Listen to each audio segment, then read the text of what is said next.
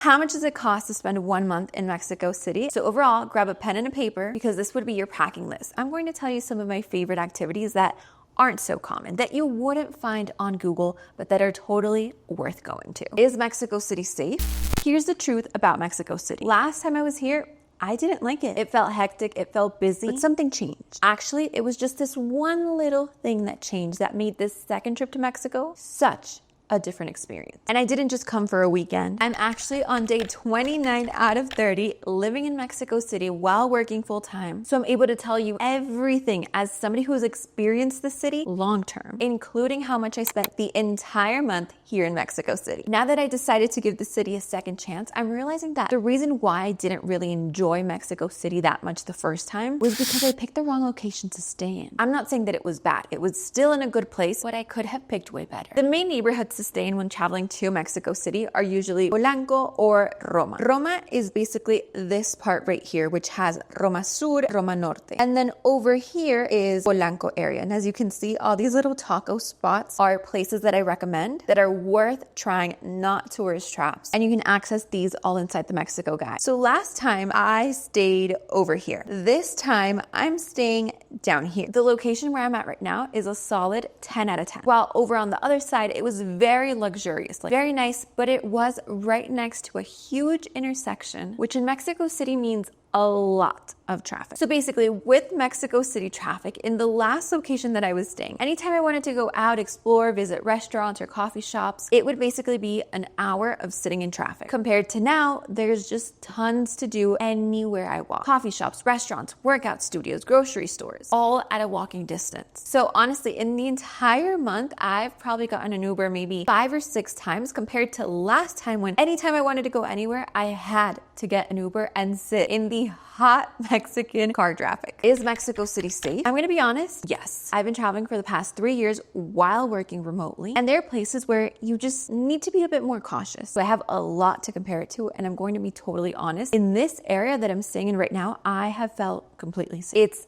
definitely not what the mainstream media paints it out to be. Not at all. So don't let that hold you back. One thing I was not ready for was this heat. But you also have to pack a light jacket for the night because the temperature ranges are just big and wild. So overall, grab a pen and a paper because this would be your packing list. I would recommend 1 to 2 breathable pants, shorts and skirts. I'm into skirts lately and I've been loving the long ones because you feel dressed up, but it's also super flowy for the hot heat. So about 2 to 3 of those, 10 tops, spread it out between tank tops, t-shirts, more dressier shirts for dinners, which I'm about to share what my favorite spots are. And then for shoes, gosh, did I mess up on shoes. I wish I would have known sooner that when you're walking here, because it is very walkable, you're going to be getting an average of 10,000 steps per day if you stay in the right location. The streets and the sidewalk are just like all over the place, so you have to be careful. And I specifically packed just 1 pair of tennis shoes and then flats, which are open-toed shoes, and then sandals. And that was not a good idea. So what I recommend you to do is closed-toed shoes, especially because the sidewalks are just like uneven and there's gravel and dirt when you're walking in the parks. Just do closed-toed shoes. So any flats that are closed. Sandals, honestly, I would skip out on. Just do comfy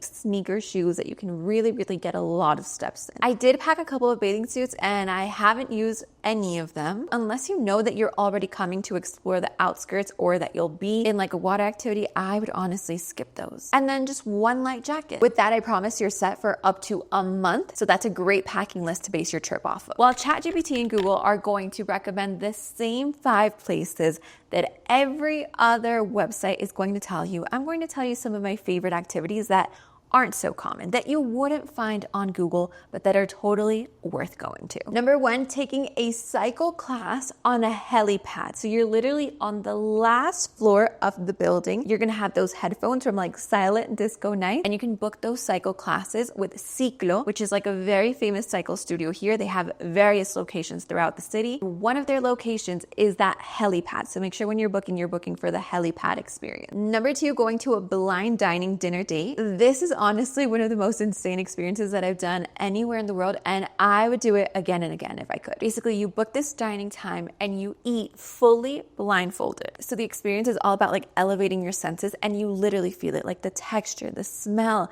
everything just tastes so good, and the food was actually a 10 out of 10. So I highly recommend it. You can book that through Dining in the Dark. Number 3, renting a city bike and biking through Reforma on Sunday. So Sunday, it's similar to that experience that I shared in Medellin. They shut the whole street down. You can go out with friends, walk, run, bike, skate, do whatever you want, but I highly recommend getting those city bikes that you'll see all over Mexico City and just biking your way down to explore the city. There's tons of restaurants, coffee shops, so you can stop along the way, have lunch, breakfast, whatever time you decide to go out. It is usually open, like the street is shut down from 7 to 1. It's perfect to do like an early Sunday morning outing, and maybe you can even end up at the big Chapultepec Park. Number 4, going to the Chocolate Museum. I know, not common, but definitely an experience that I enjoyed. Everything smelled like chocolate. You learn so much, and then at the end, there's a full chocolate store that you can buy from. Last but not least, number 5, taking a bachata or salsa class in Parque Mexico. So Parque Mexico is this stunning park that I recommend you to go visit. You can walk around. There's tons of like benches. There's always live music. And then Wednesdays and Sundays, there's a group that just sets up. There's tons of people there, and you pay around 100 pesos. You have to pay cash, and they'll split it up by levels. So it doesn't matter if you're a beginner, if you've never danced before. It's such a great experience. I share a lot more of these hidden activities for every city that I travel to on Instagram, so make sure to follow me over there. Now for the moment we've all been waiting for, the cost of Mexico City. Honestly, myself included, because this is the moment when I sit down and I see the total of each city, and my favorite part is always being able to compare it to the other cities that I've been in the past months, because that is honestly,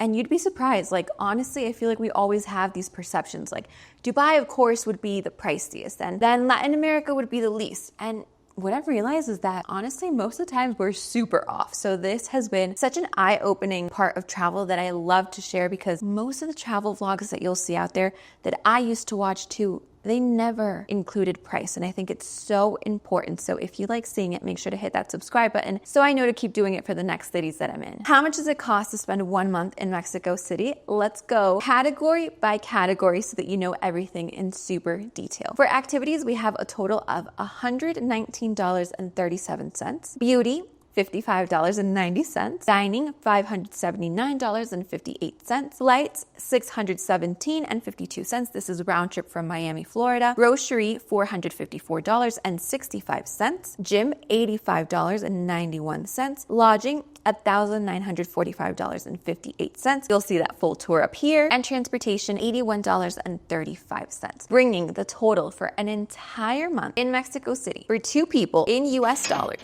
to $3,939.86. Is it more or less than what you expected? And would you come spend a month here? Now, if you're curious to see how Mexico City compares to the other cities that I've also spent a month in, like Dubai or Lisbon, make sure to watch this series over here next.